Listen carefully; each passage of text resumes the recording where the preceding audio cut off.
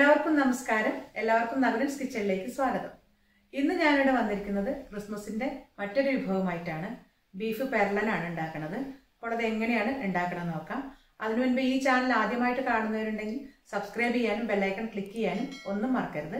ഇനി നമുക്ക് വീഡിയോയിലേക്ക് പോകാം. Beef 1/2 kilo.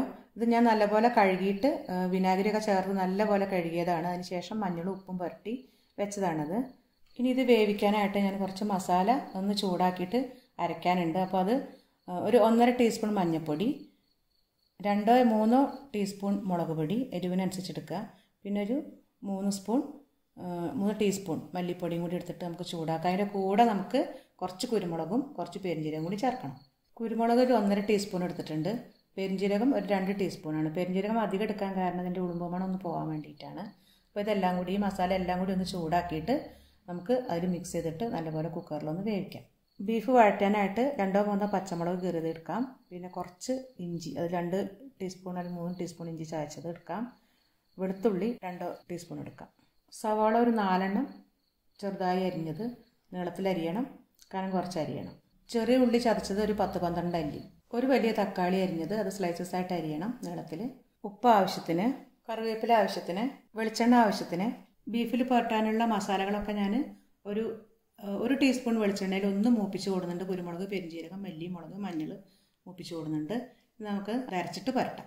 അരപ്പ് റെഡി ആയിട്ടുണ്ട്. ഇനി നമുക്ക് ബീഫിലേക്ക് പുരട്ടാം.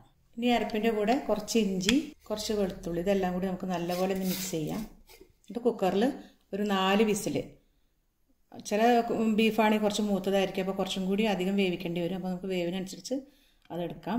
അപ്പോൾ ഞാൻ ഇപ്പോൾ ഒരു 4 വിസിലിനാണ് വെക്കാൻ പോകുന്നത് കുക്കറിൽ. അതൊന്ന് പുരട്ടിയതിന് ശേഷം വെള്ളം വെക്കണ്ട. ഈ ബീഫിൽ വെള്ളം ഇറങ്ങിയിട്ടുണ്ട്. ഇനി വേറെ വെള്ളമൊന്നും വെക്കണ്ട. അരപ്പിൻ്റെ ഒരു തുള്ളി വേണമെങ്കിൽ ഒഴിച്ചെടുക്കും. ഇത് ഞാൻ ആദ്യം കുറച്ച് ഉപ്പും മഞ്ഞളും പുരട്ടി വെച്ചതായിരുന്നു. പക്ഷെ ഇപ്പോൾ കുറച്ചൊരു ഉപ്പ് കുറവുണ്ട് മസാലയൊക്കെ പറ്റിയപ്പോൾ കുറച്ച് ഒരു ടീസ്പൂണോളം ഞാൻ ഇട്ടിട്ടുണ്ട്. മസാലയൊക്കെ പുരട്ടി നമ്മൾ കുക്കർ അടുപ്പത്ത് വെക്കുകയാണ്. ഇനി 4 വിസിലിട്ട് എടുക്കും. നല്ല ചൂട് കട്ടിയുള്ളൊരു ചീനച്ചട്ടി എടുത്ത് ചൂടാക്കിയിട്ടുണ്ട്. ഇനി തീ ഒന്ന് മീഡിയം ഫ്ലെയിമിലിട്ടിട്ടുണ്ട്. ഇതിലേക്ക് വെളിച്ചെണ്ണ ഒഴിക്കാം. ഒരു 3-3.5 ടേബിൾ സ്പൂണോളം ഒഴിച്ചിട്ടുണ്ട്. എണ്ണ ചൂടായാൽ സവാള ഇടാം. പിന്നെ ഇതിലേക്ക് കുറച്ച് ഉപ്പിട്ട് കൊടുക്കാം, ഒന്ന് വേഗം വഴന്നു കിട്ടാൻ. നമ്മൾ ഓൾറെഡി ഇറച്ചിയിൽ ഉപ്പ് ഇട്ടിട്ടുണ്ട്. അത് കണക്കാക്കിയാൽ ഇതിലാവും.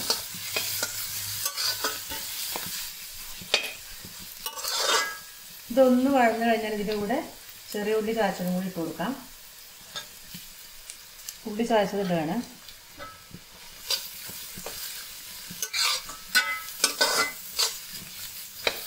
ഇനി ലോ ടു മീഡിയം ഫ്ലെയിമിൽ വെച്ചിട്ട് നല്ലപോലെ ഒന്ന് വഴങ്ങാൻ വേണ്ടി വെക്കണം.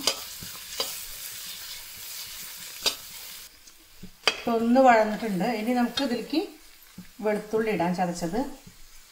ഇനി ഒന്ന് വഴറ്റാം.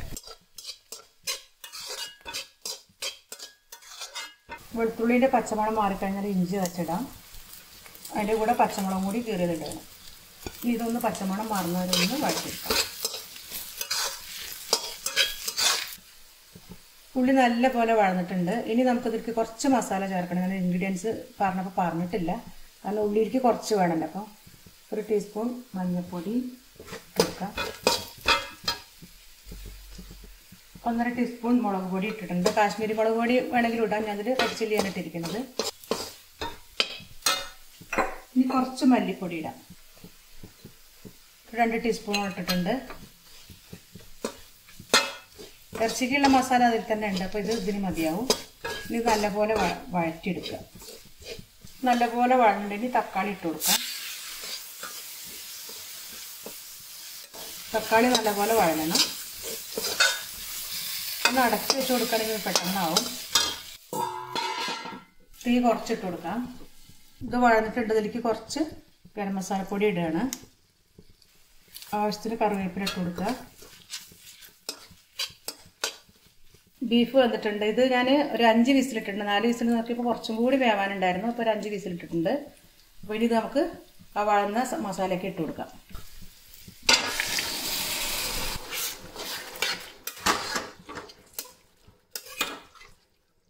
ഉപ്പില്ലെങ്കിൽ ഈ സമയത്ത് നമുക്ക് കുറച്ചുകൂടി വേണമെങ്കിൽ ഇട്ട് കൊടുക്കാം. ഇതിപ്പം ഉപ്പ് കറക്റ്റാണ്. ഇനി ചെറുതായിട്ട് ചെറിയ തീയിൽ വെച്ചിട്ട് നമുക്ക് ഒന്ന് അടച്ചു കൊടുക്കാം.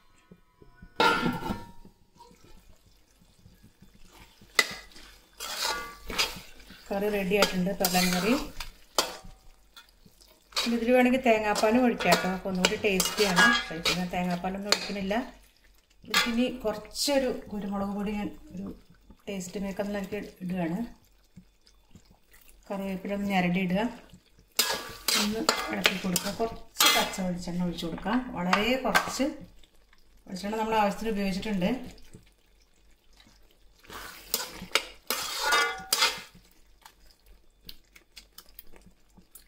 ഇനി നമുക്ക് വേറൊരു പാത്രത്തിലേക്ക് എടുക്കാം. അപ്പോൾ നിങ്ങൾക്ക് ഈ വീഡിയോ ഇഷ്ടമായെങ്കിൽ ലൈക്ക് ചെയ്യാനും ഷെയർ ചെയ്യാനും കമൻറ്റ് ചെയ്യാനും ഒന്നും മറക്കരുത്. വളരെ ടേസ്റ്റി ആയിട്ടുള്ള റെസിപ്പിയാണ്. ഇത് എല്ലാവരും ട്രൈ ചെയ്യണം. അടുത്ത നല്ലൊരു റെസിപ്പിയായിട്ട് വരുന്നവരേക്കും ബൈ.